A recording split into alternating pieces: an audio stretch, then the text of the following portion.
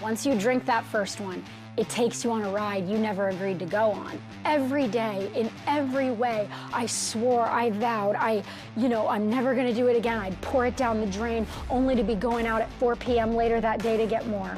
At 22, Tricia Fenimore realized alcohol was destroying her life. What started as an elixir to build confidence and self-esteem was now in control and exposing the hate she had for others. It lowered my inhibitions so that I was willing to vocalize that hate and to act out that hate. Hatred, Tricia says, started when she rejected God as a young girl. She had always shown a lot of potential and was placed in her school's accelerated programs.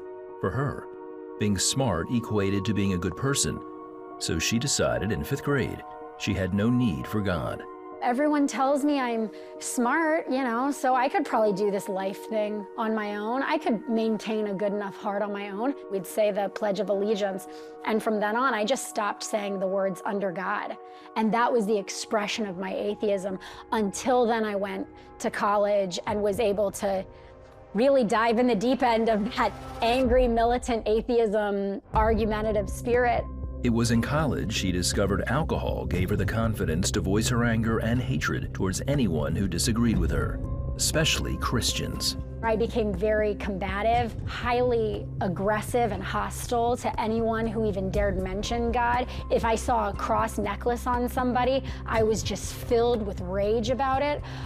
It really grew very quickly in my life, and I was filled with such hate toward people of faith, but all people. Tricia dropped out of college after 3 years and took a minimum wage job.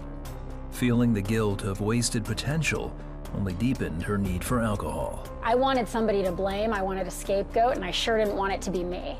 I began to look at other people like they were at fault, and I hated and envied them for being able to navigate life without, what I was going through.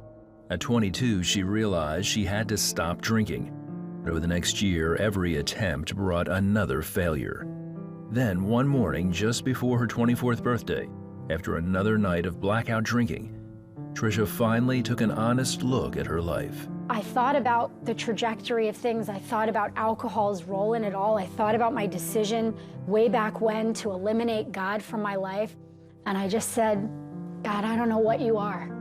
And I don't know if you are, but if you are, I am willing to have been wrong about you my entire life. If you just please help me. Tricia didn't drink that day or the next.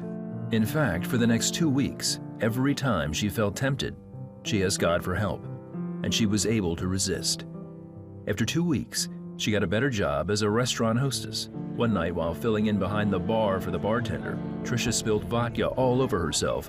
The smell of alcohol brought back a familiar urge. I just thought in my innermost being, I cannot do this. I cannot stay sober.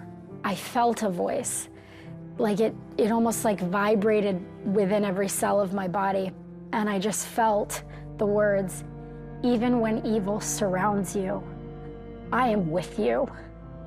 I was literally surrounded by alcohol. And in that moment, it was like God saying, you are surrounded by the very thing that has harmed you the most, that you are defenseless against. And I am with you, and you're gonna be okay. Like, I will get you through this. And I felt those words and felt it in my being. I knew without a shadow of a doubt that there was a God. And that was the day that my atheism died.